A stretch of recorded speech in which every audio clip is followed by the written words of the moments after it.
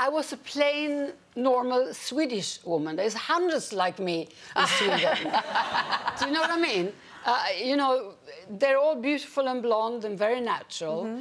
And so I just thought I was another Swedish blonde. You couldn't see what all the fuss was about? No, I didn't. And it's not really until today, when I'm a really old woman, that I can see I'm satisfied. I like myself. Good.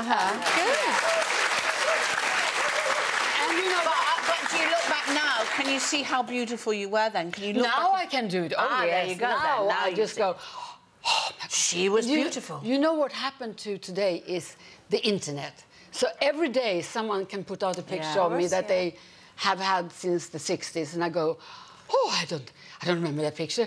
Oh, I was absolutely gorgeous. Oh, my God. No, but at the time, no, I did not see it. But where did that come from? Is it because... I don't think it just comes down to coming from Sweden where there's lots of beautiful girls, does it? I mean, what is it because at a very young age you were defined by how you looked? I think you have a picture of me at a very young age. And here I am. And is that you with the coat on and with the dog? That's me with my dachshund. And I was a very little fat girl. And I was. How old were you then? I'd say I'm about 11 or 12 there. Really? Yes. And so I was fat until I was about 15. You see, that's where it's coming from. Yes. There's a thing called body dysmorphia. Yes. And I think both you and I have that. Yes. And it's a thing where when you look in the mirror, you see somebody else. Yeah. Or you'll never see anything that anybody else says. But you have to remember, when you look in the mirror, you see yourself the other way around. So you'll never see yourself as somebody else sees you. But body dysmorphia is very disarming. I mean, you go through life and you can't get any strength. You can't. Whatever anybody tells you, you can't get over it.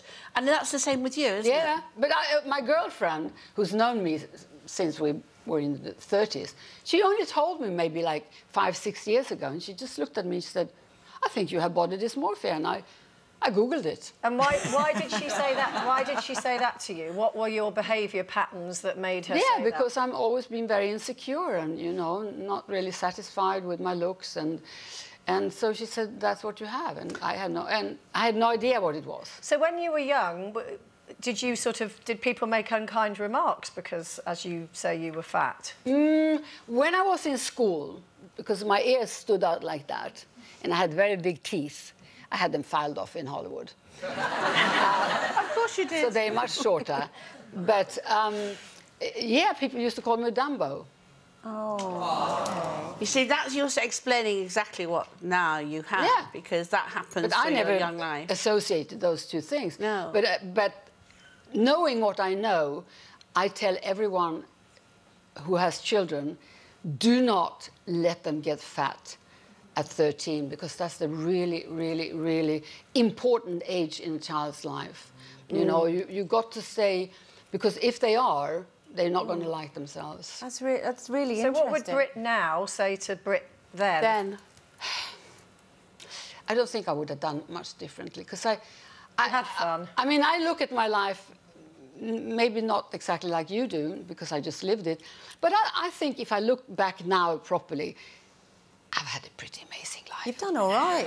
Amazing. You have. No, I think I have, you know. No, you mentioned that, you know, you weren't very happy with the looks. You mentioned, you know, you filed your teeth down as well. You've been very... No, that was a studio. OK. They changed my name, because I was under contract to 20th Century Fox. I had a 7-year contract, 14 films.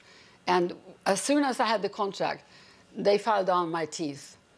And but surely that would send they changed my name. That would send you down a road as well of thinking that how you look isn't going to be good enough. Well, but you know, it's a job. I mean, as an actress, you don't think of it at the time. No, as an actress, you just do whatever you're being told. Yeah. And Bond girls then are very different to Bond girls now, aren't they? Oh yes. I mean, we were very politically incorrect, if I may use that word. Yeah. But, you know, today, they don't even want to be called Bond girls. They want to be Bond women. Women. There's no such thing as Are you Bond happy girl. with being called a Bond girl? I love it. The day someone says, no, you're not a Bond girl, you're a Bond woman, I'll just say, no, I will always be a Bond girl. Definitely. For more Loose Women action, click here. And I'd subscribe if I were you. It's totally free and it means you'll be kept up to date with new videos and exclusive YouTube content.